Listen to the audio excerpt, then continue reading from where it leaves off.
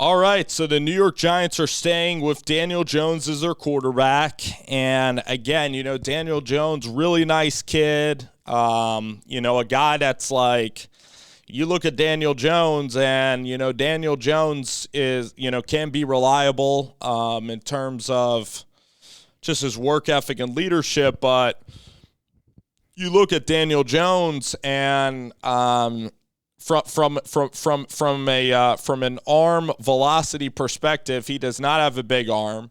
I know that he's athletic, but he's not great, with his mobility. I know that you look at, maybe getting a good offensive line and then giving Daniel Jones an opportunity. He is a strictly pocket passer, but he doesn't even have the ability to really go outside of the pocket. People will think that he's good at going outside the pocket, but you're going to have to, with Daniel Jones, he kind of is like Drew Brees, except Drew Brees has a quicker release, can read the defenses a little bit better than Daniel Jones. And Daniel Jones has never led this team. And he's never gotten the best out of Kenny Golladay. He's never gotten the best out of Evan Ingram and Saquon Barkley. And Golladay was really good on the Lions. And then you had Kadarius Toney, who definitely has talent.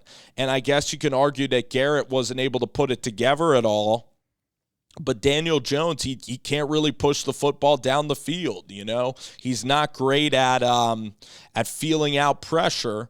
And Joe Burrow is the exception of the rule for quarterbacks who don't have a big arm that are able to be exceptional in this league. Joe Burrow is like one of the few exceptions to that rule. And that's why I don't think Kenny Pickett's going to be all that great, because Kenny Pickett kind of lacks those elite traits. Same with Matt Corral to a degree. I really think Corral lacks the elite traits. You look at guys, in this upcoming draft class, Carson Strong has a huge arm. That's an elite trait. Malik Willis has the arm and the mobility. He's a great runner of the ball. So Malik Willis has two elite traits that can make him a superstar. You look at the superstars, Mahomes has great arm and great arm angles, elite throwing the ball, and he plays big at like 6'3". Josh Allen, everything about him is an elite trait. Justin Herbert, same way. These guys are freak athletes. All right, Lamar Jackson is unbelievable in what he does. Deshaun Watson, his feel of the game. He doesn't have the biggest arm, but I'm telling you, Deshaun Watson, he does have a much stronger arm than Daniel Jones, throws with touch, reads defenses like crazy. So to be a great quarterback, you got to have elite traits, and the New York Giants are saying they're staying with Daniel Jones. It's tough for the new GM. It's smart for Daniel Jones to be there, to greet the GM, to be involved in that process. But now Brian Daboll's now deciding between the Miami Dolphins, and he's deciding between the New York Giants. So that's going to be interesting with Tua, with Brian Daboll, that entire process. Joe Schoen, I think he's a solid choice as a GM candidate. I think that he's a guy that, helped build it at Buffalo. Seems to be just very engaged in football, has been around for 20 years. So I'm actually excited to see what Joe Schoen can do kind of building this team, and he's not going to recklessly spend in free agency, which is very, very good. So the Giants, again, they need a quarterback.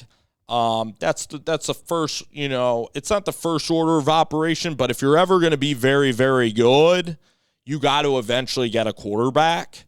But with these first two picks, they should be interior offensive linemen. Nick Gates is too small to play center, and you do need a tackle because, again, this is an edge rusher kind of league. And even though Andrew Thomas looks pretty decent, you get Evan Neal or the kid out of NC State. Listen, if you don't get Evan Neal and you don't like the kid at NC State, you trade back that pick, maybe get Nakobe Dean, and then maybe take swings on more tackles and guards. It needs to be a tackle and guard-oriented class. Now, the kid from Iowa, Lindblom, is a center, could be a phenomenal center, and just like Quentin Nelson, you need interior linemen. You need to build this team from the ground up, and that's why Daniel Jones might not be the worst quarterback in the world going into the next season. If Brian Daboll is there, you could bring in Mitch Trubisky cheap. You could try to get Drew Lock, Jacob Eason. You should have a quarterback that is a good backup. You don't want to have the problem with Jake Fromm that you had last year with Mike Glennon and Jake Fromm. So that all remains to be seen. But again, I would look at certain situations here with the New York Giants and trying to replace kind of that quarterback for Tua. If they're able to get Brian Dable, then that is absolutely phenomenal if the Dolphins are able to land Dable. They're still interviewing, I believe, Mike McDaniel.